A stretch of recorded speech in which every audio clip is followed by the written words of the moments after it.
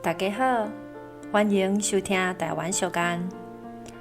今仔日要甲大家介绍的小干是：有钱乌龟坐大厅，无钱秀才人人惊。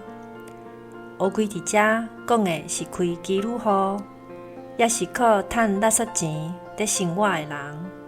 即款人趁钱的速度比普通人搁较紧，嘛较济。平常时就假做心事，坐在大厅话起话倒，讲话红声，嘛无人敢有意见。若是讲到秀才，在古早拢是善食人较济，因想要考取功名，互日子较好过。毋过搁较安怎考，共款是秀才。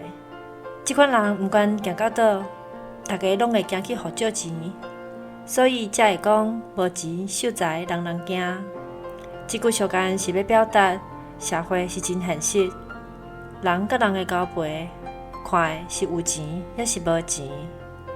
你若是有钱，毋管你的钱为倒位来，大家会对你抱抱塔塔；若是无钱，就算讲你是有学问的秀才，嘛是人人惊。